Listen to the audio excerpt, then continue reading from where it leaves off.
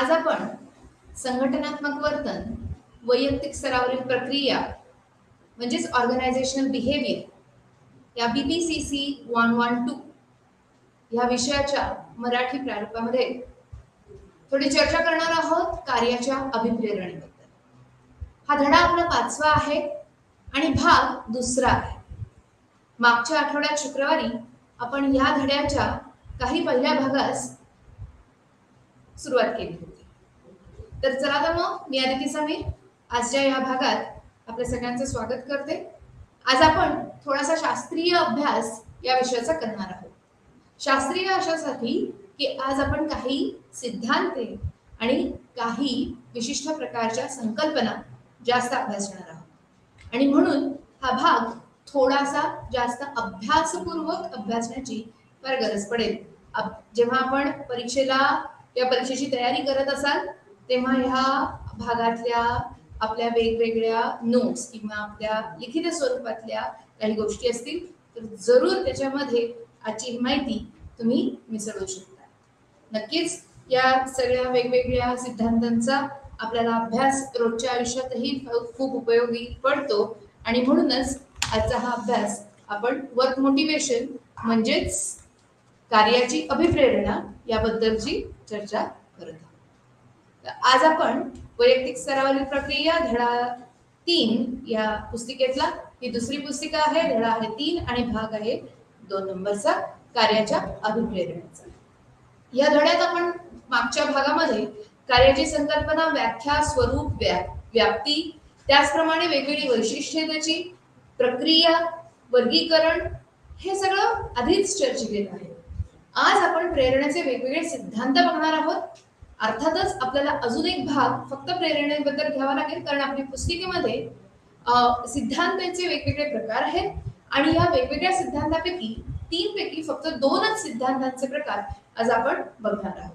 म्हणजेच अजून एक तिसरा प्रकार आणि भारतीय दृष्टिकोन प्रेरणेचा हे आपण पुढच्या भागात नक्की चर्चा करूया। चला तर मग आजच्या या भागात आपण व्यवस्थापन आणि संशोधन, आता ही स्लाइड आपण मागच्या वेळी ही बघितली होती कारण काय थोडीशी पूर्वकल्पना किंवा आधी आपण अभ्यास केलेला आहे त्याचे थोडी रिव्हिजन म्हणता येईल, उजळणी म्हणता येईल, तर अशा प्रकारची थोडीशी करणं इथे आज गरजेचं आहे।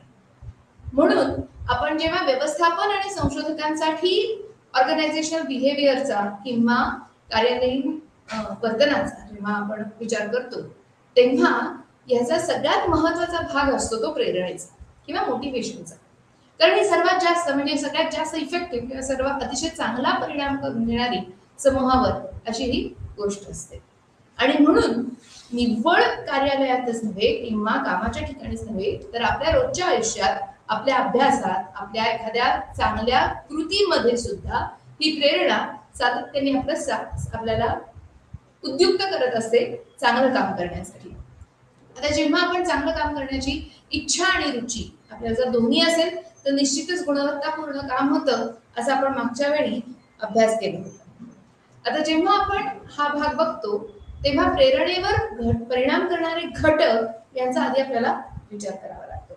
आता जेव्हा प्रेरणेवर परिणाम करणारे घटक असं आपण म्हणतोय त्यावेळी ते असं आपल्या लक्षात येईल की अनेक घटक एकाच वेळी प्रेरणेवर काम करत असतात।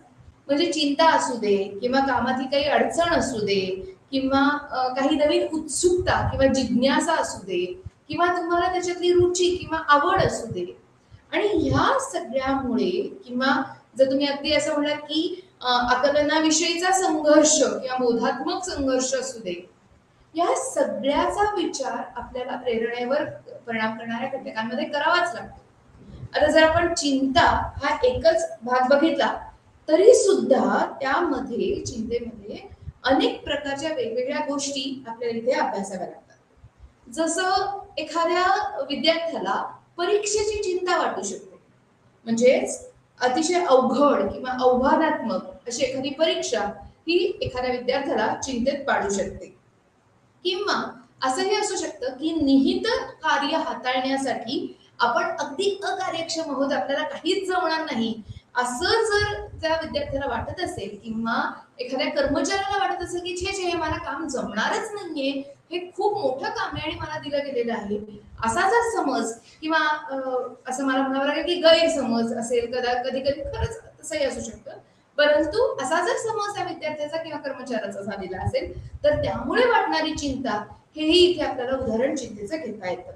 आता यामध्ये अजून एक भाग असा असतो की व्यक्तिगत जीवनातील काही घटनांमुळे जर ती व्यक्ती चिंतेत पडलेली असेल, म्हणजे मग ते आरोग्य असू दे किंवा आर्थिक काही अडचणी असू दे किंवा अजून कुठल्या संकटांना ती व्यक्ती सामोरं जात असेल, तर ती चिंता कामाच्या ठिकाणावरच्या किंवा कामाच्या कार्यालयीन कामाच्यावर प्रेरणेच्या ज्या घटकांमध्ये आहेत तिथे सुद्धा हे आपल्याला दिसून येऊ शकते. म्हणजेच व्यक्तिगत अपुरेपणा किंवा व्यक्तिगत जीवनातील काही अडचणी या सुद्धा आपल्याला चिंता उत्पन्न करण्यात परिणामकारक असतात असे ते म्हणता येईल.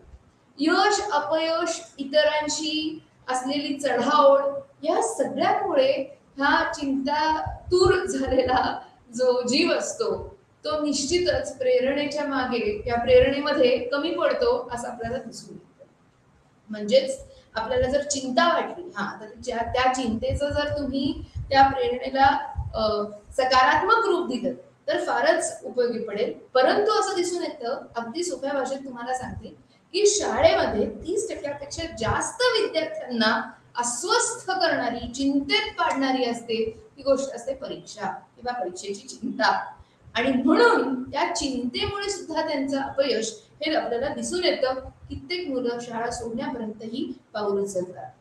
आपल्याला मागच्या ह्याच महिन्यामध्ये या विषयीच्या खूप दुर्दैवी घटना महाराष्ट्राच्या काही विद्यार्थ्यांनी कोटा येथे अनुभवलेल्या आहेत. त्यातल्या 2 मुलांनी आत्महत्येलाही प्रवृत्त होऊन स्वतःचा जीव गमावलेला आहे. तर अशा कारणांकडे न जाता किंवा अशा ऋणात्मक भावनांना आवर घालण्यासाठी आपल्याला काय करावं लागेल याचा फार मोठा विचार निश्चितच मानसशास्त्रज्ञांसाठी करत असतात. जेव्हा आपण परीक्षेतील किंवा कामातील काठिण्य पातळी किंवा कारण हाही एक फार मोठा घटक आहे की खूप अवघड काम दिलं गेले, मला जमणारच नाही, खूप सोपं किंवा खूप अवघड, दोन्ही परिस्थितीमध्ये ती व्यक्ती प्रेरणा ही गमावून बसू शकते. तिसरा भाग झाला जिज्ञासेचा किंवा उत्सुकतेचा. जर जिज्ञासा किंवा उत्सुकता असेल तर निश्चितच आपल्याला ती प्रेरित करते. काय बरं असेल हे, काय बरं असेल या विषयात, काय नवीन आज मला शिकायला मिळणार आहे या भागामध्ये, अशी जर जिज्ञासा आपण उद्युक्त करू शकलो तर याचा प्रेरणेशी फार जवळचा संबंध आपल्याला दिसून येतो. काहीतरी अनपेक्षित, अंदाज न बांधता येण्यासारखं असं जर काही नवीन आपल्याला मिळत असेल तर निश्चितच आणखीन जाणून घेण्याची, नवीन शिकण्याची प्रेरणा आपल्याला याच्यातून मिळत असते. आता तिसरा किंवा चौथा भाग जो आहे तो आहे बोधात्मक संघर्षाचा, जो थोडासा आपल्याला शास्त्रीय शब्द वाटू शकतो, पण मानसशास्त्राच्या विद्यार्थ्यांसाठी मला नक्की माहिती की हा विषय तुमच्या आपुलकीचा असेल. तर बोधात्मक संघर्ष जेव्हा आपण म्हणतो तो सोडवण्याच्या दृष्टिकोनातून जर शिकण्याची प्रेरणा असेल, मिळत असेल तर निश्चितच चांगलं वातावरण, निश्चिंत वातावरण, शोध घेण्याचं स्वातंत्र्य, अशा सगळ्या वेगवेगळ्या घटकांमुळे प्रेरणेचा स्तर हा आपल्याला उच्च दर्जाला पोहोचलेला दिसू शकतो. म्हणजेच आता ह्या सगळ्या गोष्टी तर आहेतच, पण जर तुम्ही गरज हाही भाग इथे बघितलात तर प्रेरणेवर गरज ही फार मोठ्या प्रमाणावर परिणाम करत असते. मी तर म्हणेन की गरज ही फार मोठी आपल्याला हे फार मोठं उत्तेजना देणारा किंवा प्रेरणा देणारा हा एक घटक घडत असतो. तुम्ही जर असं बघितलं तर कितीतरी उद्योग किंवा व्यावसायिक समूह हे फक्त एका छोट्याशा गरजेमुळे निर्माण झालेले आपल्याला दिसून येतात. उदाहरणादाखल मी इथे एक छोटस तुम्हाला इलस्ट्रेशन किंवा त्याचं थोडस स्वरूप पण सांगते, आणि ते आहे आपल्या एक भारतातील खूप मोठी कंपनी आहे, घरोघरी फुलांची डिलिव्हरी किंवा फुलं पोहोचवण्याचं काम करणारी, आणि त्याचं कंपनीचं नाव आहे फर्न्स अँड पेटल्स. आता यामागे गरज अशी होती की एका तरुण मुलाला त्याच्या मैत्रिणीला वाढदिवसाच्या शुभेच्छा देण्यासाठी 1990च्या दशकामध्ये फुलं तिच्या घरी पाठवायची होती. परंतु अशी कुठलीही सोय 90च्या दशकामध्ये नसल्यामुळे या दिल्लीच्या मुलाने 20 वर्षाच्या 20-22 वर्षाच्या मुलाने स्वतः अशी कंपनी की जी फर्न्स अँड पेटल्स नावाने आज खूप जगभर फुलं पोचवण्याचं काम करते आहे ती तो उभारू शकणार. म्हणजे बघा स्वतःची गरज अशी ही आपल्याला प्रेरणा देईल की आपणच ही सेवा का दुसऱ्यांना देऊ नये. ही गरज ही प्रेरणादायी किंवा प्रेरणा स्रोत ठरलेला आहे या उद्योग समूहाचा. आणि तुम्ही जर बघितलं तर आज विवाहाच्या आयोजनांमधील फार मोठ्या फुलांच्या डेकोरेशनची जबाबदारी फर्न्स अँड पेटल्स अगदी जगभरात घेत असते. जवळजवळ 100 पेक्षा जास्त वेगवेगळ्या देशांमध्ये आज त्यांची फुलांची डिलिव्हरी किंवा फुलांची पूर्तता पोहोचवणी ही चालू असते. म्हणजे एखादी छोटीशी गरज आपल्याला प्रेरणा ही प्रचंड प्रमाणावर देऊ शकते हे इथे लक्षात घेणं गरजेचं आहे. आता ही प्रेरणा कुठली कुठली असू शकते तर प्रेरणा असते स्वातंत्र्याची, प्रेरणा असते सुरक्षिततेची, प्रेरणा आहे प्रेम आणि जिव्हाळ्याची.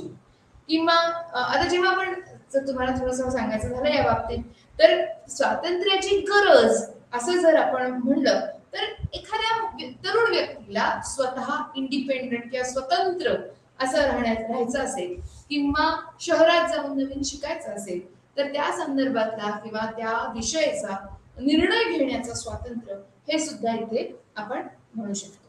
म्हणजे स्वातंत्र्याची गरज ही प्रेरणेवर फार मोठ्या प्रमाणावर काम करत असते. दुसरा भाग आहे तो सुरक्षेचा.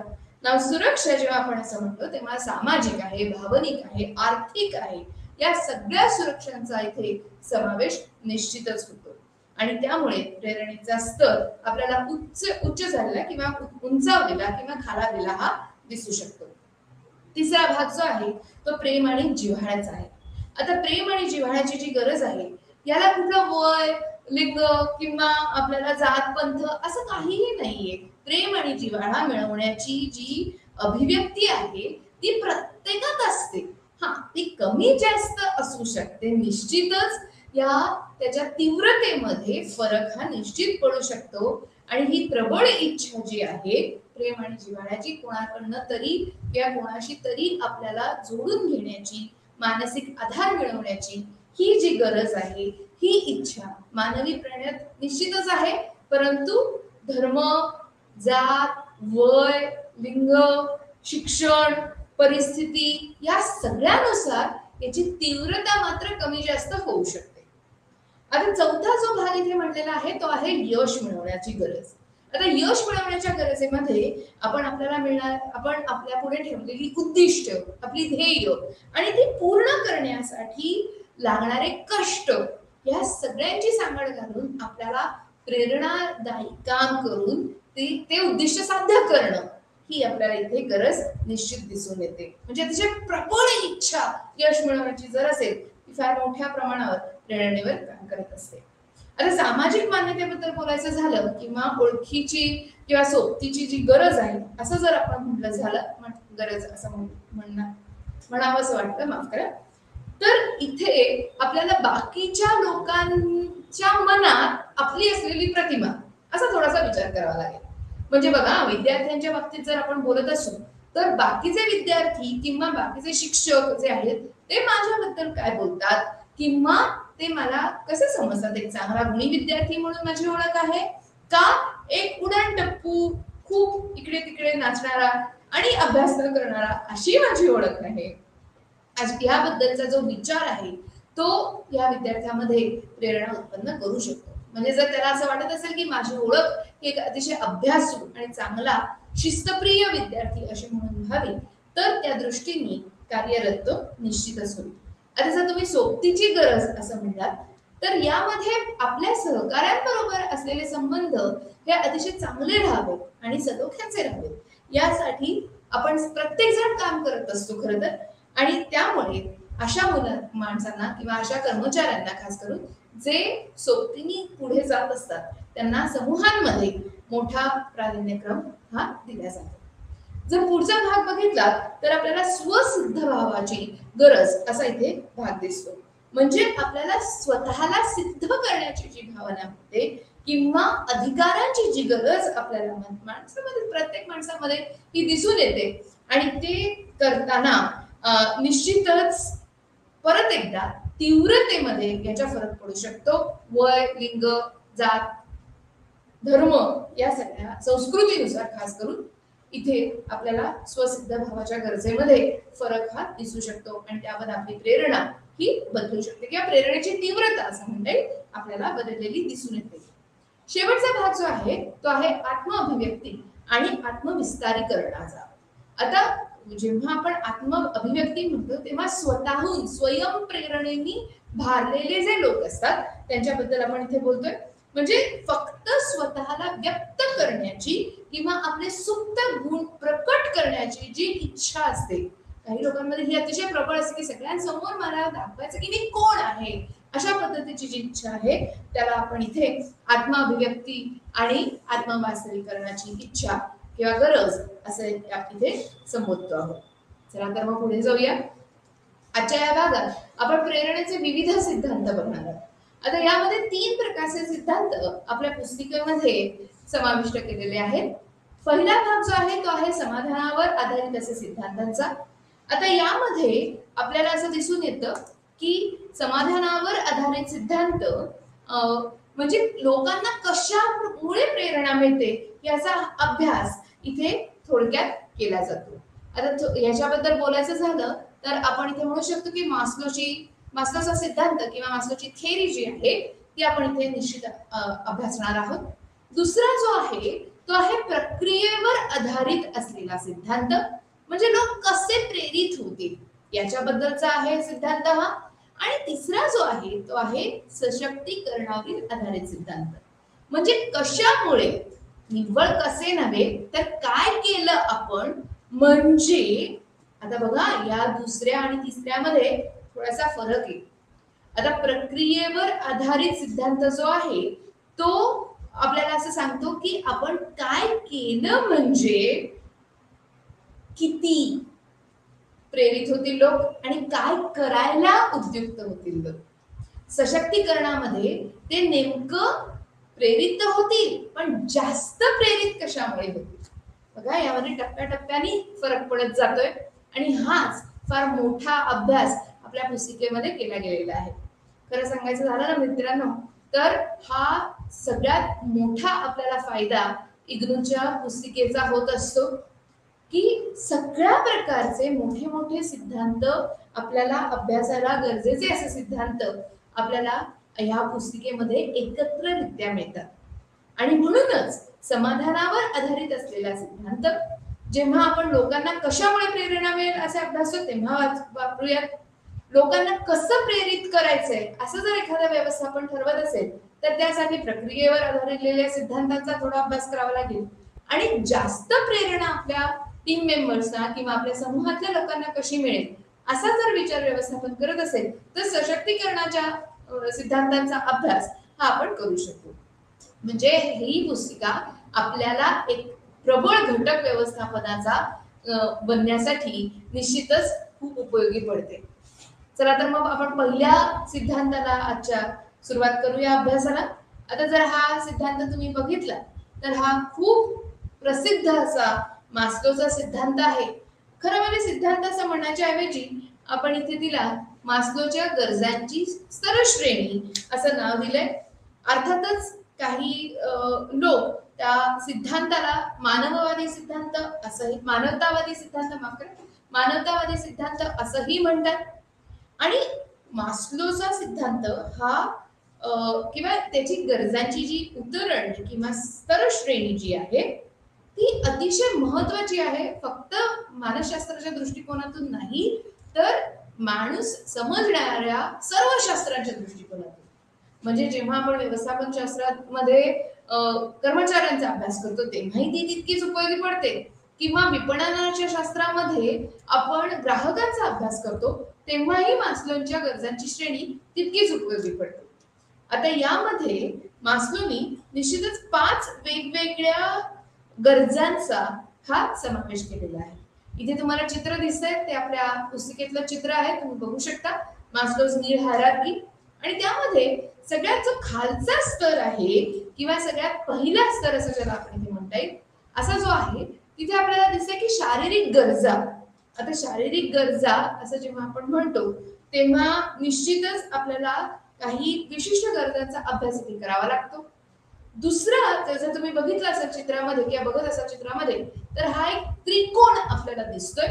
खरा म्हणजे त्रिकोणापेक्षा आपण इथे शंकू असं म्हणू, कारण ही एक पिरामिडच्या पद्धतीची ही श्रेणी आहे. तर हा जो त्रिकोण आहे त्या त्रिकोणामध्ये जर आपण वरती वरती चढत गेलो तर शारीरिक सुरक्षा, त्याच्यानंतर माफ करा, शारीरिक गरजा, मग सुरक्षा गरजा, त्याच्यानंतर प्रेम आणि जिव्हाळ्याच्या गरजा म्हणजे लव, त्याच्यानंतर स्व आदरभावाच्या म्हणजेच एस्टीम, सेल्फ एस्टीम, आणि त्या शेवटी सेल्फ ऍक्च्युअलायझेशन म्हणजेच आत्मअभिव्यक्ती आणि आत्मवास्तवीकरणाच्या गरजा असं आपल्याला इथे नक्की म्हणता येईल. आता या सगळ्या गरजा तर मी इथे यादी वाचून दाखवली किंवा यादी आपल्याला दिसली, परंतु या गरजा म्हणजे नेमकं काय, आणि जर आपल्याला लिहायला उत्तर लिहायला हा जर प्रश्न परीक्षेमध्ये आला तर किमान 20 मार्काचा प्रश्न ह्या पहिल्या प्रकारच्या, म्हणजे बघा मागच्या याच्यात तुम्हाला मी दाखवलं की समाधानावर आधारित सिद्धांतामध्ये पहिल्या प्रकारच्या ह्या आपल्या सिद्धांताचा अभ्यास करताना जर 20 मार्काचा प्रश्न आला तर किमान 10 मार्क ही मास्लोच्या गरजांच्या सूत्र श्रेणीला हे असू शकतात. मग यामध्ये आपल्याला हा डायग्राम काढावा लागेल किंवा चित्र काढावं लागेल, त्याचं स्तरीकरण आपल्याला समजावून सांगावं लागेल. आणि जर तुम्ही इथे बघितलं तर ह्या प्रत्येक गरजेच्या उदाहरणालाही तितकंच महत्व आहे. म्हणजे जेव्हा आपण पहिला भाग बघतोय ह्याच्यातला, तेव्हा तो आहे शारीरिक गरजेचा, तेव्हा आपल्याला भूक, तहान, झोप या सगळ्या गरजा ह्या सार्वत्रिक आहेत, सगळ्यांना आपल्याला याच्यातून जावं लागतं. आता जेव्हा आपण प्रेरणेशी याचा संबंध जोडतो तेव्हा या सर्व ज्या गरजा आहेत त्या अतिशय प्रबळ गरजा आहेत, प्राथमिक गरजा आहेत, अतिशय मोठ्या गरजा आहेत असं आपल्याला म्हणता येईल. आणि त्यांची पूर्तता पूर्ण करावीच किंवा त्यांची पूर्तता ही झालीच पाहिजे. म्हणजे भूक लागल्यावर जर कर्मचाऱ्याला जेवायला वेळ मिळत नसेल तर त्याचं काम नीट होणार नाही हे सांगायला काही माझी गरज इथे नक्कीच नाहीये. म्हणजे भूक, तहान आणि झोप या शारीरिक गरजा पूर्ण झाल्या, व्यवस्थित झाल्या तर त्या निश्चित व्यक्तीला प्रेरित करतात आणि त्यांची पूर्तता होईपर्यंत बाकी कुठल्याही गोष्टीला ती व्यक्ती खरं म्हणजे महत्व देत नसते. साहजिक आहे, एखाद्या लहान मुलाला सुद्धा उपाशी ठेवून त्याच्याकडनं अभ्यास करून घेतला गेला तर तो केलेला अभ्यास त्याच्या काहीही लक्षात राहणार नाही, हे तुम्हाला मला सहज समजू शकतं. त्याचप्रमाणे जर काही अगदी गरीब कुटुंबांमधून व्यवस्थित आहार घेऊन न येणाऱ्या मुलांना आणि यासाठी काही शालेय जीवनातील गोष्टी तुमच्या लक्षात आल्या असतील तर आपलं सरकार सुद्धा मिड डे मील किंवा मध्यान्ह जेवण अशा प्रकारच्या आपल्याला सोयी सुविधा उपलब्ध करून देतात. म्हणजे आपली पहिली गरज जी आहे, शारीरिक गरज जी असेल ती पूर्ण केल्यानंतर आपल्याला प्रेरणा मिळू शकते पुढे जाण्यासाठी. मग ती शाळेतला अभ्यास असू दे किंवा कार्यालयीन काम असू दे, एकाग्र चित्त करून काम करायचं असेल, अभ्यास करायचा असेल तर या शारीरिक गरजा पूर्ण होणं हे फार मोठं गरजेचं असतं. आता हे दुसरा जो भाग आहे तो आहे सुरक्षा विषयकच्या गरजा. यामध्ये संरक्षण आहे, स्थैर्य आहे, भीतीपासून मुक्तता आहे. आता यामध्ये चिंता, भीती याच्यापासून जर आपल्याला सुटका हवी असेल तर मात्र ही गरज आपल्याला फार मोठं काम प्रेरणेवर करताना ही दिसून येते. म्हणजे मर्यादांच्या गरजेचा देखील यामध्ये समावेश होतो बरं का. जर शिक्षक किंवा विद्यार्थी किंवा ज्या विद्यार्थ्यांचे पालक किंवा शिक्षक किंवा इतर कोणीही खूप भीतीदायक असतील तर निश्चितच ती मुलं अभ्यासात आपल्याला मागे पडलेली दिसतील. म्हणजे खूप प्रचंड शिक्षा, अतिरेकी शिक्षा किंवा त्या मुलाला त्रास होईल मानसिक, शारीरिक अशा पद्धतीच्या जर शिक्षा केल्या जात असतील तर त्याची एक भीती विद्यार्थ्याच्या मनात निश्चितच उठत असते किंवा दिसत असते आपल्याला. आणि त्यामुळे ह्या सुरक्षेच्या गरजेमुळे त्याचं मन एकाग्र होऊन तो अभ्यासही करू शकणार नाही. म्हणजे आधीच अपयश आलेलं असेल आणि त्यावर शिक्षा मिळालेली असेल तर यामध्ये त्या विद्यार्थ्याची चूक नसून त्याच्या आजूबाजूच्या लोकांची असेल आपल्याला असं निश्चित दिसू शकतं.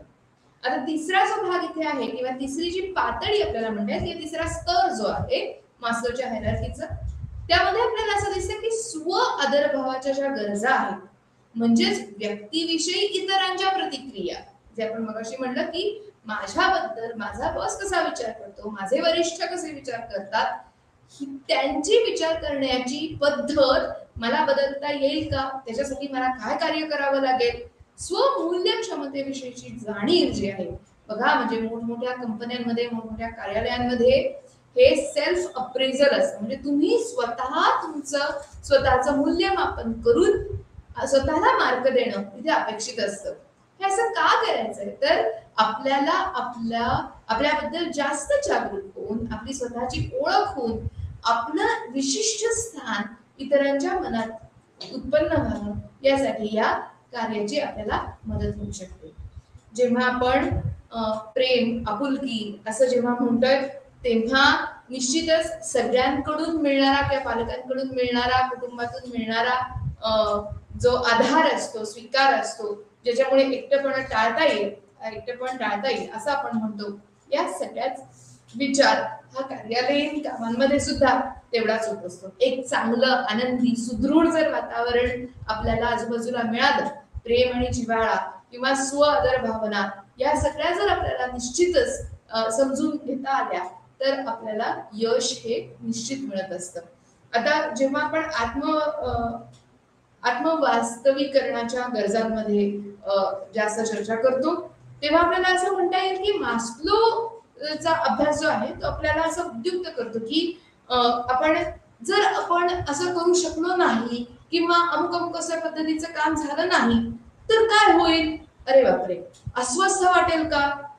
आता काही लोकांना अतिशय अस्वस्थ वाटेल, पण काही लोक हे शांततेत घेतील, ठीक आहे नाही झालं यावेळी नाही झालं मी पुढच्या वेळी परत करीन.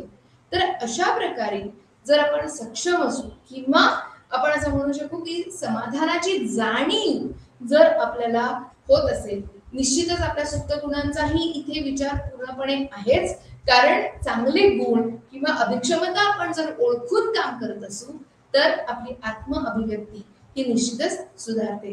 ही जर चांगली असेल तर प्रेरणा ही निश्चितच उच्च दर्जाची असेल असं आपल्याला दिसू शकतं.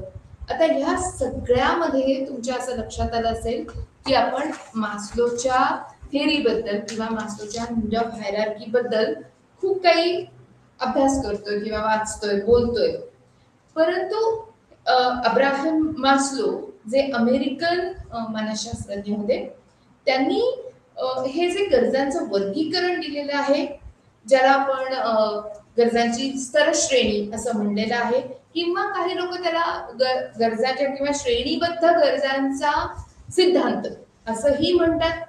आता हे म्हणत असताना काही गरजा ज्या आपण बघितल्या त्या क्रमाने आपण त्या बघितल्या, जसं आहे की प्रायमरी नीड्स किंवा प्राथमिक गरजा आहेत, शारीरिक गरजा ज्याला म्हणलं आपण. तर याचं जर उदाहरण घ्यायचं झालं तर गुगल सारख्या ज्या कंपन्या आहेत त्या निश्चितच आपल्या कर्मचाऱ्यांना आणि आपल्या अधिकाऱ्यांना अशा सगळ्या सुविधा पुरवतात की त्यांना जेव्हा वाटेल तेव्हा कॉफीचा एक चांगला गरम कप त्यांना मिळू शकतो किंवा फूड ब्रेक्स किंवा ज्याला म्हणता येईल की एकत्र जेवणं हा सुद्धा खूप मोठा भाग आहे. आता ह्याच्याबद्दलचं म्हणजे औद्योगिक क्षेत्रातलं उदाहरण द्यायचं झालं तर मी इथे टाटा समूहाचा निश्चित उल्लेख करीन, कारण जर तुम्हाला माहिती असेल पुण्यासारख्या ठिकाणी टाटा ग्रुपची फार मोठी ऑटोमोबाईलची प्रॉपर्टी आहे किंवा फॅक्टरी आहे. त्या फॅक्टरीमध्ये कर्मचारी व्यवस्थापक म्हणजे मॅनेजर्स अशा दृष्टीने हे सगळे एकत्र जेवतात. त्यांच्या ज्या मेस आहेत किंवा त्यांची जी जेवणाची ठिकाणं आहेत ती सगळी एकत्र आहेत, म्हणजे अगदी त्यांचे मोठे मोठे व्यवस्थापक सुद्धा त्याच ठिकाणी जेवतात जिथे त्यांचा सगळ्यात छोट्या श्रेणीवरचा कामगार हा जेवत असतो.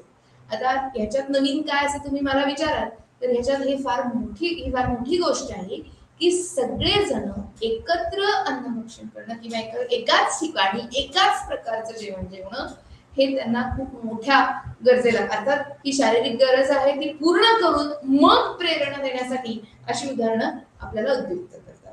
म्हणजे ज्या फॅक्टरीज ज्या कंपन्या हे अन्न आणि बाकीचे पाणी आहे, अन्न आहे, किंवा मी तर आणखी म्हणेन की एक अतिशय सुरक्षादायक किंवा एक असं सुसंस्कृत आणि एक चांगलं खेळीमेळीचं वातावरण जर कारखान्यामध्ये किंवा आपल्या कार्यालयामध्ये जर उपलब्ध असेल तर निश्चितच प्रेरणास्थळ हा चांगल्या पद्धतीचा आपल्याला दिसून येऊ शकतो. आता दुसऱ्या भागामध्ये जर व्यवस्थापनाच्या दृष्टिकोनातून इथे उदाहरण द्यायचं झालं सुरक्षा गरजेचं किंवा संरक्षणाचं, स्थैर्याचं, भीतीपासून मुक्ततेचं, तर दोन गोष्टी मी तुम्हाला इथे सांगेन. पहिली गोष्ट म्हणजे नोकरीतील हमी, नोकरीतलं स्थैर्य हे प्रेरणादायी ठरतं कर्मचाऱ्यांसाठी. म्हणजे पुढची 20 वर्ष मी ह्याच कंपनीमध्ये राहू शकतो, माझी प्रगती इथे नक्की होईल आणि मला इथून नोकरीवरून काढून टाकलं जाणार नाही, मी चांगलंच काम करीन, अशा प्रकारची सुद्धा प्रेरणा ही आपण निर्माण करू शकतो. आता ह्यामधलं जर इंडस्ट्री किंवा औद्योगिक क्षेत्रातलं जर उदाहरण घ्यायचं झालं तर पूर्ण इन्शुरन्स म्हणजेच विम्याची जी संकल्पना आहे ती या सुरक्षा गरजेवरच अवलंबून आहे. म्हणजे एखादी व्यक्ती मृत पावल्यानंतर तिच्या आजूबाजूच्या सगळ्या नातेवाईकांना किंवा जे अतिशय क्लोज रिलेटेड असं म्हणता येईल तर कुटुंबियांना आर्थिक नुकसान होऊ नये म्हणून घेतलेली ही जी गरज आहे ती सुरक्षा गरजेची आहे. किंवा आपत्कालीन परिस्थितीमध्ये आपण आर्थिक संकटाला तोंड आपल्याला आर्थिक संकटांना तोंड द्यावं लागू नये अशा परिस्थितीची जी गरज उत्पन्न होते त्यासाठी विमा व्यवस्था किंवा विम्याचे प्रकार हे आपण निश्चित बघू शकतो. आता तिसरा जो भाग आहे तिथे आपल्याला निरीक्षण असू दे, संदेश वहन असू दे किंवा कर्मचाऱ्यांचा समूह असू दे, आता ते सगळेजण एकमेकांशी कसे बोलतात, त्यांचं संदेश वहन कसं असतं, ते एकमेकांच्या निरीक्षणातून काय काय नवीन गोष्टी शिकतात किंवा एखादा रजेवर गेला तर त्याचं काम दुसरा करायला मदत करतो का, या सगळ्या जिव्हाळ्याच्या गरजा आपल्याला कार्यालयीन ठिकाणी सुद्धा दिसून येऊ शकतात. तर अशा प्रकारे आपल्याला मास्लोची थिअरी किंवा मास्लोची गरजांची जी स्तर श्रेणी आहे ती आपल्याला पुढे जाऊन कार्यालयीन प्रेरणेमध्ये ही महत्वाची ठरते किंवा आपल्याला त्याचा अभ्यास हा निश्चितच करता येतो. आता जर तुम्ही अजून बघितलं तर मास्लोच्या गरजांची स्तर श्रेणी तर उत्तम आहेच किंवा ते आपल्याला खूप काही गोष्टी शिकवते कारण ही अतिशय सोपी आहे आणि तर्कसंगत आहे असंही म्हणता येईल. परंतु तरी सुद्धा त्यामध्ये काही किंवा ह्या पूर्ण सिद्धांतावर काही टीका केल्या गेलेल्या आहेत. आता काय टीका केलेल्या आहेत तर पहिला भाग जो आहे तो ज्ञान, अपेक्षा आणि अनुभव याहीमुळे अभिप्रेरणा निर्माण होतात याचा विचार मास्लोनी केलेला नाही असं म्हणलं जातं. हा फक्त गरजांचा अभ्यास आहे मास्लोनी केलेला असा या इथे शास्त्रज्ञ म्हणत असतात. दुसरा भाग जो आहे तो प्राधान्यक्रमाचा, म्हणजे त्यांनी एक स्तर श्रेणी दिली आहे. सगळ्यात पहिला शारीरिक भाग, मग सुरक्षा गरज, मग प्रेम जिव्हाळा, मग स्व आदर भावना आणि मग तिसरा भाग आहे तो आत्म किंवा स्वयं अभिव्यक्ती. आता ह्या सगळ्या एकावर एक आहेत म्हणजे सर्वात उच्च दर्जाची आणि सर्वात खालची असा थोडासा त्यांनी भाग इथे केलेला आहे. परंतु ही श्रेणीबद्ध करण्याची जी कल्पना आहे ती बऱ्याच शास्त्रज्ञांना पटत नाही. ते म्हणतात असा प्राधान्यक्रम आपण ठरवून देऊ शकत नाही. खास करून डेव्हिस यांचं मत असं पडतं की सर्वच गरजा या एकमेकांशी संबंधित असतात आणि म्हणून त्यांना असा विशिष्ट त्रिकोणात बसवणं हे काही बरोबर नाही. म्हणून अशा वेगवेगळ्या तज्ञांनी या मास्लोच्या गरजांच्या स्तर श्रेणीवर आक्षेप हे घेतलेले आहेत. आता या पुढे जाऊन विचार करायचा झाला तर स्थिर स्वरूपाची ही रचना आहे मास्लोची असंही म्हणलं जातं. परंतु ही रचना जी आहे ती वेगवेगळी असू शकते ज्या पद्धतीत वैयक्तिक बाबींचा इथे विचार केला गेलेला नाही. म्हणजे जर एखादा गायक असेल आणि त्याला शारीरिक गरजेपेक्षा आत्मविकासाची गरज खूप जास्त किंवा सुप्त त्याच्या गुणांची गरज जास्त वाटत असेल तर असंही असू शकतं की त्या गरजेचा क्रम परिस्थितीनुसार बदलू शकतो असं काही शास्त्रज्ञांचं मत हे इथे पडतं. आता आणखीन एक शेवटचा भाग याच्यावर टीकेचा असा असतो की गरजांचा क्रम आणि विश्लेषण यामध्ये देशातल्या आर्थिक परिस्थितीचा, सामाजिक परिस्थितीचा किंवा राजकीय परिस्थितीनुसार, कारण वातावरण देशातलं किंवा जे एन्व्हायरमेंट असं म्हणतो आपण, ते बिझनेस एन्व्हायरमेंट असू दे, म्हणजे व्यावसायिक वातावरण असू दे किंवा बाकीच्या पद्धतीचं जसं आपण पेस्टल किंवा आर्थिक, सामाजिक, राजकीय, सांस्कृतिक या सगळ्यानुसार त्या गरजांचा क्रम आणि विश्लेषण हे बदलतं. मात्र मास्लोनी याचा विचार फारसा केलेला दिसत नाही किंवा त्यांचं दुर्लक्ष झालंय असंही काही तज्ञ इथे मुद्दा मांडतात. आता याच्या पुढची जी थेरी आहे किंवा याच्या पुढचा जो सिद्धांत आहे तो आहे अल्डरफेर यांचा ईआरजीचा सिद्धांत. 1972 मध्ये या अल्डरफेर यांनी ईआरजी थिअरी किंवा ईआरजीचा सिद्धांत हाच आपल्या पुढे मांडलेला आहे. ते म्हणतात की एक्झिस्टन्स, रिलेटेडनेस अँड ग्रोथ. आता बघा, मास्लोवर एवढी टीका झाली, मास्लोच्या स्तरश्रेणीवर वेगवेगळ्या तज्ञांनी वेगवेगळे ताशेरे ओढले आणि त्याच्यातूनच पुढे जाऊन 1972 मध्ये अल्डरफेर यांनी हा मोठा ईआरजीचा सिद्धांत मांडलेला आहे. ते म्हणतात की गरजांची स्तरश्रेणी जरी असली तरी सुद्धा त्यावर अजून 3 पद्धतीने विचार केला जाऊ शकतो, ज्यामध्ये अस्तित्वासंबंधीच्या गरजा म्हणजे अगदी बेसिक या अतिशय मूलभूत अशा गरजा असं आपल्याला म्हणता येईल इथे, जसं पगार आहे, पगाराव्यतिरिक्त फायदे आहेत, सुरक्षित कार्यालयीन वातावरण आहे, नैसर्गिक स्थैर्य आहे नोकरीचं, माफ करा. तर या पद्धतीचं जे आपण त्याचं कोरिलेशन किंवा त्याचा संबंध इथे आपण म्हणतोय, तर अस्तित्वासंबंधीच्या गरजा, नंतर इतरांशी असलेले संबंध आणि आपली स्वतःची प्रगती किंवा ग्रोथ नीड्स अशा पद्धतीने सुद्धा मास्लोची थेरी ही सुधारित आवृत्तीमध्ये अभ्यासता येते.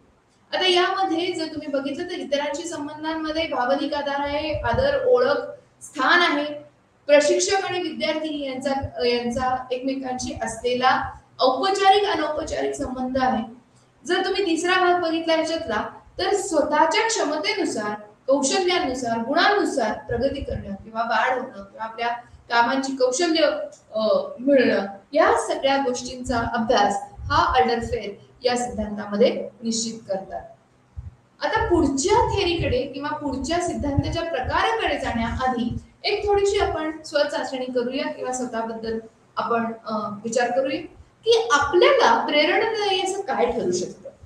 आता जर एखादा हा कर्मचारी असेल आणि त्याला जर आपण असे प्रश्न विचारले तर तो कदाचित अशी आपल्याला मोठीच्या मोठी यादी देईल की कामाच्या ठिकाणी मला प्रेरणादायी ठरतं सगळ्यात महत्वाचं आहे ते काम.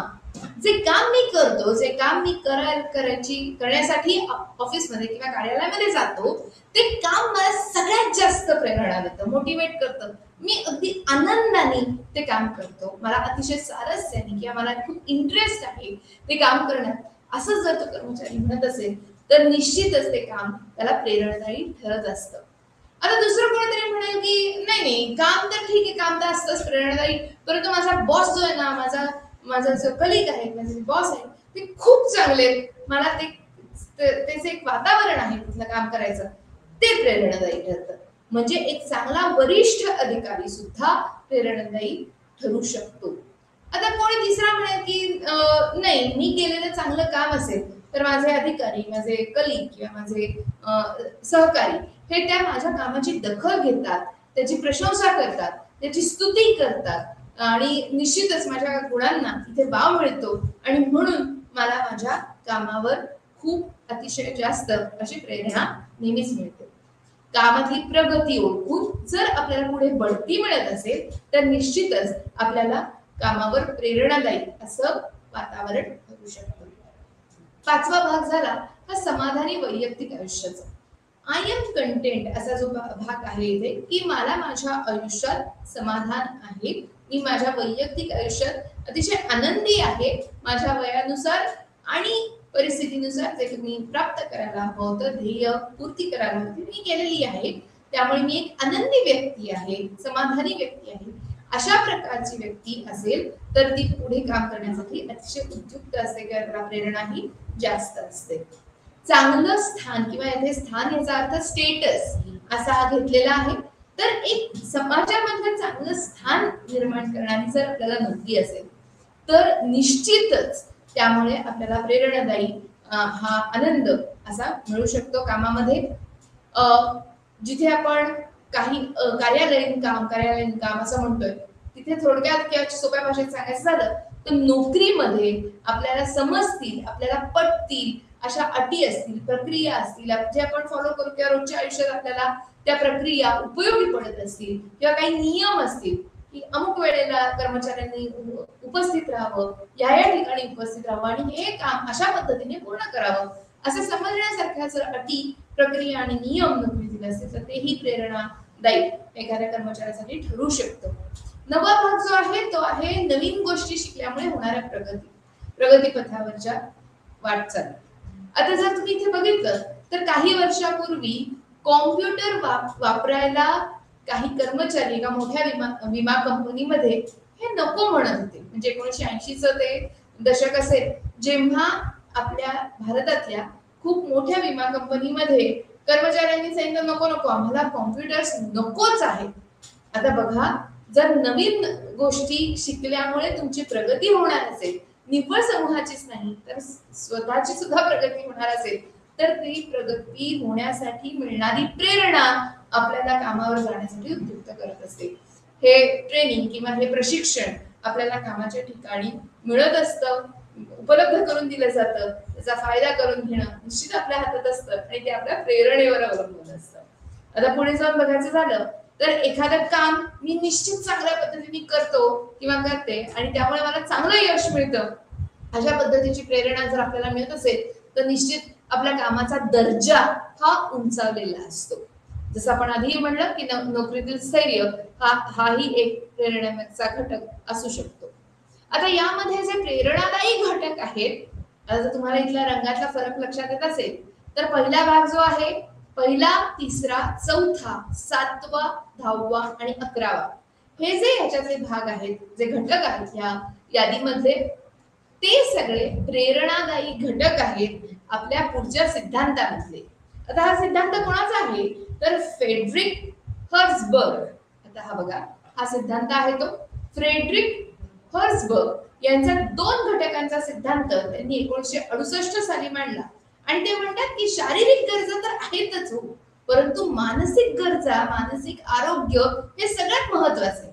म्हणजे त्यांनी केलं काय बघा, 1968 मध्ये त्यांनी कर्मचाऱ्यांना अशा प्रकारे प्रेरणा द्यायचं संशोधन केलं की जिथे ते चांगल्या भावना आणि वाईट भावना यांच्यावर आपल्याला प्रतिक्रिया देतील. आता यामध्ये त्यांनी जवळजवळ 200 अभियंते आणि लेखापाल यांच्या मुलाखती घेतल्या आणि या मुलाखतीमध्ये कोणत्या कामाच्या कोणत्या बाबींमुळे कर्मचाऱ्यांना चांगलं समाधान किंवा असमाधान मिळतं याबद्दलची विचारपूस केली आणि त्यानुसार त्यांनी ह्या प्रकारचा सिद्धांत हा आपल्या समोर मांडला.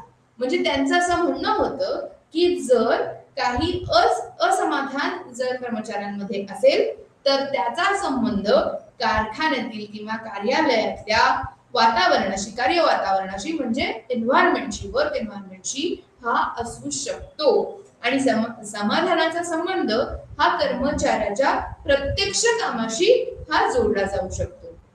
आता यावरून त्यांनी जो सिद्धांत मांडला तो आहे 2 घटकांचा सिद्धांत. आता यामध्ये त्यांनी आरोग्य म्हणजे स्वच्छतेविषयीच्या गरजा मांडल्या. आता हा कमी दर्जाच्या गरजा आहेत असंही म्हटलं जातं किंवा सभोवताली बद्दलच्या गरजा आहेत असं म्हटलं जातं. म्हणजे जर बघा इथे कार्यालय स्वच्छ नसेल किंवा कार्यालयात चांगलं स्वच्छ नसेल म्हणजे इथे सांस्कृतिक किंवा कार्यालयीन कामासाठी ही स्वच्छता असं म्हटलं जाते. म्हणजे खूप चांगलं वातावरण नसेल, प्रगती पथावर नेणारं वातावरण नसेल तर कर्मचारी नाखुश असतात आणि एकदा कर्मचारी नाखुश झाले की त्यांच्या कामावर त्याचा परिणाम हा निश्चित बघितला जातो. दुसरा भाग ते म्हणतात की प्रेरणाच्या गरजा ज्या असतात त्या उच्च दर्जाच्या गरजा असतात आणि त्यामध्ये कामातील प्रगती, कार्यसिद्धीचे समाधान, प्रशंसा या सगळ्यांचा हा समावेश होतो. आता हा संबंध सिद्धांत जो आहे, जसं आपण आरोग्य आणि प्रेरणेच्या गरजा असं तिथे म्हणलं तर तिथे निर्वाहचे घटक जे आहेत ते पहिल्या भागात येतात. म्हणजेच कंपनीचे ध्येय धोरण, एक मिनिट हा, तर कंपनीचे ध्येय धोरण, प्रशासन किंवा पर्यवेक्षण, परस्परांमधील संबंध किंवा पगार, वेतन, कामाची सुरक्षा, प्रतिष्ठा, कामाच्या ठिकाणी असलेली परिस्थिती, वैयक्तिक जीवन किंवा आरोग्य, वैयक्तिक या सगळ्या गोष्टी पहिल्या प्रकारच्या इथल्या घटकामध्ये समाविष्ट होतात. तर जो दुसरा आहे अभिप्रेरणेच्या जे घटक आहेत किंवा गरजा आहेत त्यामध्ये कार्यसिद्धी, कार्यसिद्धीमुळे मिळणारी मान्यता, प्रगती, वृद्धी, विकासाची संधी, जबाबदारी, प्रत्यक्ष कार्य या सगळ्याचा समावेश हा दुसऱ्या प्रकारच्या म्हणजे कामाशी संबंधित असलेल्या कृत्यामध्ये या प्रेरणेच्या गरजेमध्ये समाविष्ट होतो. आता ह्या सगळ्यावर सुद्धा काही टीका या केल्या गेलेल्या आहेत. खरं म्हणजे हा फ्रेडरिक हर्सबर्गचा अतिशय सोपा असा सिद्धांत आहे, तरीही अनेक मानसशास्त्रज्ञांनी त्याच्यावर प्रचंड टीका केलेली आहे. ते म्हणतात की फक्त तुम्ही 200 अभियंता आणि लेखापालांचा अभ्यास केला म्हणजे फक्त 200 मुलाखतींवर तुम्ही अख्खा सिद्धांत मांडला. नंबर 1 ही नंबर 1 ची टीका. दुसरी टीका अशी त्यांच्यावर झाली की बुद्धिवंतांबरोबरच शारीरिक श्रम करणारे असंख्य कर्मचारी हे बऱ्याच औद्योगिक क्षेत्रांमध्ये किंवा संस्थांमध्ये हे दिसून येतात. त्यामध्ये तुम्ही फरकच केला नाही. म्हणजे कष्टाची कामं करणारे कर्मचारी आणि डोक्याची किंवा बुद्धीच्या चालनेनी कामं करणारे अतिशय मोठे उच्च पदस्थ या सगळ्यांना तुम्ही एकाच पद्धतीने इथे मोजमापन करताय त्यांचं असं म्हणल्यामुळे हा सिद्धांत अपुरा आहे असं सुद्धा त्याच्यावर म्हणलं गेलं किंवा ही सुद्धा टीका त्यांच्यावर केली गेली. हे वर्गीकरण अपुरं आहे, त्याला कुठलाही शास्त्रीय आधार नाही अशी फार मोठी टीका आणि आघात हा बऱ्याच मानसशास्त्रज्ञांनी फ्रेडरिक हर्सबर्ग यांच्या 2 घटकांच्या सिद्धांतावर केलेला आहे. निर्वाह किंवा आरोग्यविषयी या स्वच्छतेविषयी असं आपण म्हणू आणि अभिप्रेरणांमध्ये. परंतु बऱ्याच टीकाकारांचं असं म्हणणं आहे की याही पेक्षा अनेक घटक इथे फक्त 2च का अनेक घटक इथे निश्चित चर्चिले जाऊ शकतात आणि या सगळ्याचा अभ्यास आपल्या पुस्तिकेमध्ये अतिशय चांगल्या पद्धतीने आणि खूप डिटेलमध्ये किंवा खोलात जाऊन हा केलेला आहे. तुम्ही पुस्तिका वाचायचं टाळू नका. खूप चांगल्या पद्धतीने आपल्या पुस्तिकेत या सगळ्या सिद्धांतांचं किंवा थेअरीचं खूप अतिशय मुद्देसूद असं वर्णन हे दिलेलं आहे. आता जर तिसरा सिद्धांत बघायचा झाला तर तो आहे मॅक्लेलँड यांचा मोठा सिद्धांत. त्याच्यामध्ये ते 3 वेगवेगळ्या प्रकारच्या गोष्टींचा इथे उल्लेख करतात आणि ते म्हणतात की तुम्हाला उद्दिष्ट प्राप्तीची गरज असू शकते, मैत्रीपूर्ण व्यवहारांची गरज असू शकते किंवा सत्तेची गरज असू शकते. म्हणजे अचीवमेंट, अफिलिएशन आणि पॉवर. आता ह्या तिन्हीमुळे आपल्याला फार मोठ्या प्रेरणेच्या स्रोतांविषयी ही आपल्याला विचार करता येऊ शकतो किंवा विचार करावा लागतो. आता ह्याचा जर सगळ्याचा विचार करायचा झाला तर आपण असं म्हणू शकतो की सगळ्याच जीवांना हा किंवा त्यांच्या वर्तन पद्धतीचा जर आपण अभ्यास करत असू तर प्रेरणा फार मोठ्या प्रमाणात इथे काम करताना दिसते किंवा फार मोठा रोल किंवा भूमिका ही प्रेरणेची किंवा प्रेरणेच्या अभिव्यक्तीची आपल्याला दिसून येते. आपल्याला नक्की काय मिळवायचंय आणि आपण त्याच्यासाठी काय कामं करतोय आणि कशा पद्धतीने करतोय आणि आपल्याला त्याच्यात किती आपण त्याच्यात प्रेरित आहोत या पद्धतीवर आपलं वर्तन अवलंबून असतं. म्हणून कार्यालयीन वर्तनाच्या अभ्यासात किंवा ऑर्गनायझेशनल बिहेवियरच्या अभ्यासात या सगळ्या सिद्धांतांचा अभ्यास हा फार मोठ्या प्रमाणावर घातलेला आहे असं बघता येईल. आता दुसऱ्या प्रकारच्या ज्या थेरीज आहेत किंवा सिद्धांत आहेत ते आहेत प्रक्रियेविषयी. आता या प्रक्रियेविषयीच्या सिद्धांतात म्हणजे बघा आपण आधी मास्लोचे प्रेरणेचे सिद्धांत बघितले जिथे आपल्याला प्राथमिक तत्वे बघता आली किंवा खालच्या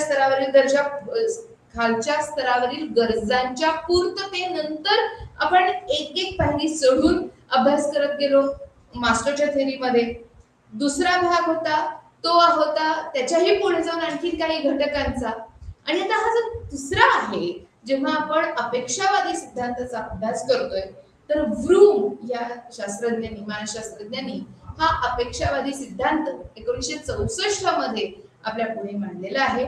ते म्हणतात की अपेक्षा, संयम आणि साधन या तिन्ही गोष्टी एकत्र करून जी मिळते ती असते प्रेरणा. आणि खरं सांगायचं झालं तर व्रूमचा अपेक्षावादी सिद्धांत पोर्टर आणि लाव्हलर यांनी पुढे नेला आणि कौशल्य, क्षमता आणि स्थानाची जाणीव किंवा स्वत्वाची जाणीव या संदर्भात यांनी पोर्टर आणि लाव्हलर यांनी हे सिद्धांत मांडलेले आहेत. आता व्रूमचा जो सिद्धांत आहे तो म्हणतो की अपेक्षा ह्या असतात, परंतु त्यामध्ये काय प्रकारचे कष्ट केले गेलेले आहेत आणि त्याच्यातनं काय परिणाम साध्य होईल यातल्या संबंधांचा अभ्यास जर आपण करू शकलो तर प्रेरणेचा अभ्यास किंवा प्रेरणा ही निश्चितच आपल्याला उद्दीपित करता येते. म्हणजे आपण जे कष्ट करतोय त्याबद्दलच्या अपेक्षेनुसार जर परिणाम झाले नाहीत तर प्रेरणा ही निश्चितच कमी होईल. मात्र आपण जेवढे कष्ट घेतलेले आहेत त्याचे परिणाम त्यानुसारच दिसले तर प्रेरणा वृद्धिगत व्हायला वेळ लागत नाही. दुसरा जो भाग आहे तो एखादं कार्य पूर्ण झाल्यानंतर त्याचं उद्दिष्ट प्राप्तीसाठी जो वेळ लागतो त्या वेळामध्ये जर संयम मोडला गेला किंवा पेशन्स संपला तर प्रेरणा किंवा मोटिवेशन हे कमी मिळतं. मात्र जर कार्यालयातील उद्दिष्ट प्राप्ती वेळेत झाली आणि त्याच्याबद्दलचा पेशन्स हा कर्मचाऱ्यांनी किंवा त्या व्यक्तीने राखून ठेवला आणि हळूहळू होईल, चांगल्या पद्धतीने होईल अशा पद्धतीच्या सकारात्मक भावना जर असतील तर प्रेरणा ही निश्चित वृत्तीगत होते असं आपल्याला दिसून येतं. तिसरा भाग आहे तो साधन किंवा प्रक्रियेचा, जिथे आपल्याला अतिशय चांगले कर्मचारी जर काम करताना दिसले किंवा एक अतिशय व्हॅल्युएबल ज्याला म्हणता येईल अतुल्य कर्मचारी किंवा अतिशय व्हॅल्युएबल एम्प्लॉईज जर ऑर्गनायझेशन कडे असतील तर त्यामुळे प्रेरणा निव्वळ त्यांचीच नव्हे तर पूर्ण समूहाची प्रेरणा ही निश्चितच वृद्धिगत होत असते. आता या पुढचा एक सिद्धांत आहे तो आहे इक्विटी थेअरीचा, म्हणजे समानतेचा सिद्धांत. आता हा सिद्धांत 1963 साली अडाम्सनी पहिल्यांदा मांडला होता. जर तुम्ही चित्रात बघू शकत असाल तर हा एक समानतेचा तराजू आपल्याला निश्चितच इथे दिसतोय. ते म्हणतात, अडाम्स म्हणतात 1963 मध्ये की आपण जेवढे कष्ट घेतले त्यानुसार आपल्याला परिणाम दिसतील आणि जर इथे कुठेही असमतोल साधला गेला म्हणजे आपण कष्ट तर करतोय पण त्याचा काही फायदा होत नाही असं जर एखाद्याला वाटत असेल तर मात्र प्रेरणेमध्ये कमी आपल्याला दिसून येते. जर त्या कष्ट हा शब्द त्याच्याबद्दल जास्त चर्चा करायची झाली तर कष्ट कशात मोजतात तर आपण त्याच्या मागे किती वेळ घालवलेला आहे, आपल्याला त्यातला अनुभव आहे का, आपण त्याच्यासाठी प्रयत्न करतोय का, आपली निष्ठा आपल्या कामावर आणि अभ्यासावर आहे का, काठिण्य पातळी कमी जास्त आहे का, परिश्रम आपण भरपूर घेतले आहेत का, बांधिलकी आपली कामाबद्दलची आहे का, आपली क्षमता आहे का ते कार्य पूर्ण करण्यासाठी, अनुकूल वातावरण आहे का, आपल्यामध्ये फ्लेक्सिबिलिटी किंवा लवचिकता आहे का, सहिष्णुता आहे का, सगळ्यांना एकत्रितरित्या काम करण्यास प्रवृत्त करून आपण पुढे जाऊ शकतो का, आपल्याकडे कमिटमेंट किंवा निर्धार आहे का, उत्साह आहे का, एनर्जेटिक, तुम्हाला खरंच छान वाटतं का काम करताना.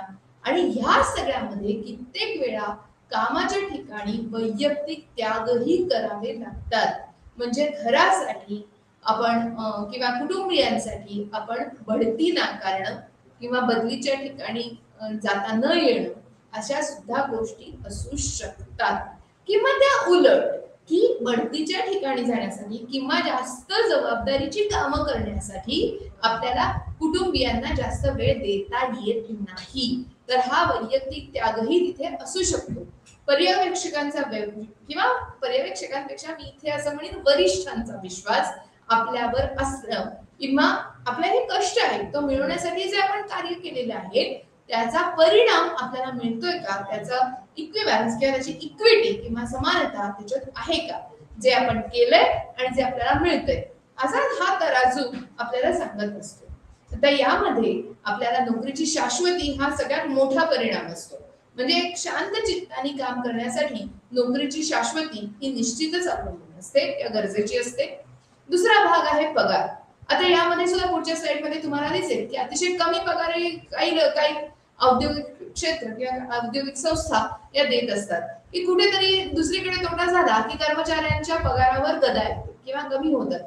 किंवा आता तुम्हाला कोरोना काळातली उदाहरणं तर निश्चितच माहिती असेल कर्मचारी छाटणी किंवा त्यांच्या पगारात या वेतन कमी करणं किंवा अजिबात वाढवणं आहे तेवढाच वर्षानुवर्ष ठेवणं, अशाही चुकीच्या गोष्टी या राबवल्या गेल्या होत्या. इतर कर्मचारी लाभ तर दिले कित्येक ठिकाणी जातच नाही. खर्च, ओळख, त्यांची प्रतिष्ठा, त्यांच्यावर दिली जाणारी किंवा त्यांना दिली जाणारी जबाबदारी, यशाची भावना, स्तुती, प्रशंसा, एखाद्याच्या कामाची दखल, या सगळ्या गोष्टी परिणामांमध्ये येतात. आणि इथे या सिद्धांतामध्ये 4 वेगवेगळे प्रस्ताव किंवा 4 वेगवेगळे आयाम आहेत. ते असं म्हणतात की जेवढी असमानता जास्त तेवढा लोकांना त्रास जास्त, कर्मचाऱ्यांना त्रास जास्त, ते दुःखी राहतात आणि त्यामुळे त्यांच्या कामावर त्याचा परिणाम होतो. त्यांना कामाची प्रेरणा मिळत नाही, कार्याची प्रेरणा मिळत नाही. आता यासाठी अणासनी 4 वेगवेगळ्या पद्धतीचे प्रस्ताव किंवा 4 वेगवेगळ्या पद्धतीचे वेगवेगळे काय म्हणता येईल याला की 4 वेगळ्या पद्धतीचे अभ्यास पद्धती मांडलेल्या आहेत. जो पहिला आहे तो स्व अंतर्गत आहे, म्हणजे व्यक्ती आणि त्यांचे परिणाम जास्तीत जास्त जर आपण वाढवण्याचा प्रयत्न केला तर काय होईल की स्वतःमध्येच की आपण जास्त कष्ट घेऊ आपल्याला निश्चित यश येईल. हा जो भाग आहे तो प्रेरणा उद्युक्त करण्यास किंवा वृद्धी करण्यास उपयोगी पडतो. दुसरा आहे तो स्वबाह्य, सदस्यांमध्ये किंवा सगळ्या टीम मेंबर्स मध्ये बक्षीस देणं, खर्चाचं समान वाटप करण्यासाठी, म्हणजे जेवढं बक्षीस आहे तेवढं सगळं सामूहिक पद्धतीने वाटून घेणं, हे इथे स्व आणि बाह्य असं एकत्र आहे. तिसरा जो आहे तो इतर किंवा बाह्य आणि अंतर्गत, म्हणजे जेव्हा असमान नातेसंबंधांमध्ये लोक असतात तेव्हा ते दुःखी असतात, व्यथित असतात आणि त्यामुळे नातेसंबंध जितके अधिक असमान तितके ते त्रासदायक हे ठरू शकतात. आणि इतर बाह्य, जिथे असमान नातेसंबंधांमध्ये समानता आणण्यासाठी किंवा संकटे दूर करण्यासाठी हे प्रयत्न केले जातात. आता या सिद्धांताप्रमाणे जर आपण व्यवस्थापनातील त्याचं महत्व बघायचं झालं तर इथे तुम्हाला छोटस NPTEL चं कार्टून तुम्हाला इथे दिसू शकतं, जिथे तुम्हाला एक बॉस सांगतोय की सॅलरी इज निगोशिएबल, आम्ही तुमच्याशी चर्चा करू शकतो, एक तर घ्या नाही तर निघा. आता ह्या पद्धतीचे जर तुम्ही कार्यालयामध्ये किंवा व्यवस्थापनामध्ये काम करणार असाल तर तो कर्मचाऱ्यांवर निश्चितच अन्याय असतो.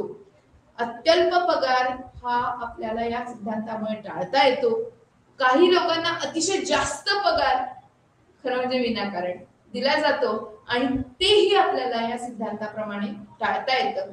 कर्मचारी वर्ग आणि व्यवस्थापन यांच्यामध्ये प्रामाणिकपणा किंवा ज्याला म्हणतात ऑनेस्टी, ट्रान्सपरन्सी ही गरजेची असते. समजा वेतन कपातीचा निर्णय घेतला गेला तर तो का घेतला गेला आणि त्याची का गरज आहे हे जर व्यवस्थापनाने कर्मचारी वर्गाला समजावून सांगण्याचा प्रयत्न केला तर त्याबद्दलचे गैरसमज हे आपल्याला टाळता येतात आणि त्यांच्यामधील किंवा कर्मचाऱ्यांमधील प्रेरणा ही कमी न होता जास्त हिरिरीने काम करून नफ्यात वृद्धी ही आपल्याला मिळवता येते. आता ह्या सगळ्या गोष्टींचा अभ्यास आपण निश्चितच करणार आहोत.